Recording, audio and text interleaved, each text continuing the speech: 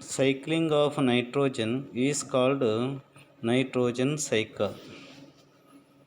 Nitrogen is present in atmosphere in the molecular state. Nitrogen ಅಣುರೂಪದಲ್ಲಿ ಅಂದರೆ ಇದು ಮೂಲ ರೂಪದಲ್ಲಿ ಗಾಳಿಯಲ್ಲಿ ಇದೆ. Is converted into nitrogen compounds in the soil by nitrogen fixing bacteria. ನೈಟ್ರೋಜನನ್ನು ಅಟ್ಮಾಸ್ಫಿಯರಿಂದ ಸಾಯಿಲಿಗೆ ಕಾಂಪೌಂಡ್ ಸ್ಟೇಟಲ್ಲಿ ಸೇರಿಸುವ ಕೆಲಸವನ್ನು ಅದು ಮಾಡುತ್ತೆ ಅಂತ. And blue green alga also do that same. So nitrogen is present in the atmosphere. It come to soil by the action of bacteria and blue green alga. Lightning also convert into nitrogen compounds in the soil. Lightning in rainy season, ಗುಡುಗು ಮತ್ತು ಮಿಂಚು ಉಂಟಾದಾಗ ಅದರಿಂದಲೂ ಕೂಡ nitrogen convert ಆಗಿ it come to soil through rain water. Okay, then the nitrogen compounds in the soil is used by plants for the synthesis of proteins and other compounds or nitrogen compounds. The roots absorb nitrogen compounds from the soil and used in the manufacture of food. So ದ್ಯುತಿ ಸಂಶ್ಲೇಷಣ ಫೋಟೋಸಿಂಥಸಿಸಲ್ಲಿ nitrogen compounds use ಆಗುತ್ತೆ, food preparation ಪ್ಲ್ಯಾಂಟ್ಸಲ್ಲಿ ಆಗುತ್ತೆ ಅಂತ.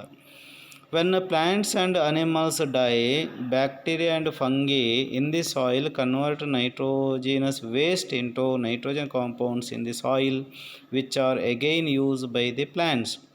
So ಪ್ರಾಣಿಗಳು, ಸಸ್ಯಗಳು ಸತ್ತ ನಂತರ ಬ್ಯಾಕ್ಟೀರಿಯಾ ಅದನ್ನು ಕೊಳೆಯಿಸಿ ಮಣ್ಣಿಗೆ ನೈಟ್ರೋಜನ್ ಕಾಂಪೌಂಡ್ಸನ್ನು ಸೇರಿಸುತ್ತೆ.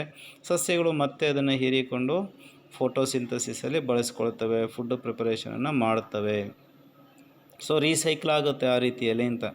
ಸಮ್ ಅದರ್ ಬ್ಯಾಕ್ಟೀರಿಯಾ, ಇನ್ನೊಂದು ಗುಂಪಿನ ಬ್ಯಾಕ್ಟೀರಿಯಾ ಇದೆ, ಡಿನೈಟ್ರಿಫೈಯಿಂಗ್ ಬ್ಯಾಕ್ಟೀರಿಯಾ ಅಂತ. ಅದೇನು ಮಾಡುತ್ತೆ, ನೈಟ್ರೋಜನ್ ಕಾಂಪೌಂಡ್ಸನ್ನು ನೈಟ್ರೋಜನ್ ಮಾಲಿಕ್ಯೂಲ್ಸ್ ಆಗಿ ಮಾಡಿ ಅಥವಾ ಪ್ಯೂರ್ ನೈಟ್ರೋಜನ್ ಆಗಿ ಮಾಡಿ ಅಟ್ಮಾಸ್ಫಿಯರ್ ಕೊಡುತ್ತೆ.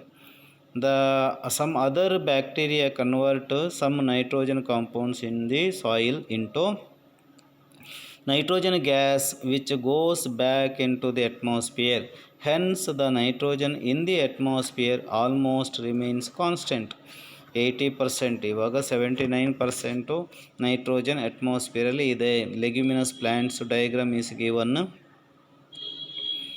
Root nodules of the leguminous plants diagram is also given. ಬೇರಿನ ಗಂಟುಗಳಲ್ಲಿ ನೈಟ್ರೋಜನ್ ಬ್ಯಾಕ್ಟೀರಿಯಾ ಇರುತ್ತೆ, ಅದರದ್ದು ಡಯಾಗ್ರಾಮ್ ಕೊಟ್ಟಿದ್ದಾರೆ.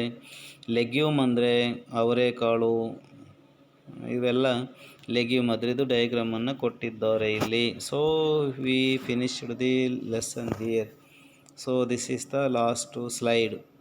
ಸೊ ಇಲ್ಲಿ ಏನು ಮಾಡಿದ್ದೀವಿ, ನಮಗೆ we studied in this chapter. ಈ ಚಾಪ್ಟರ್ ಏನೆಲ್ಲ ಸ್ಟಡಿ ಮಾಡಿದ್ದೀವಿ, first of all disease causing microbes. Microbes ಬಗ್ಗೆ ಒಂದಷ್ಟು ತಿಳ್ಕೊಂಡ್ವಿ. What are microbes? Microbes they cause diseases. Some only few microbes.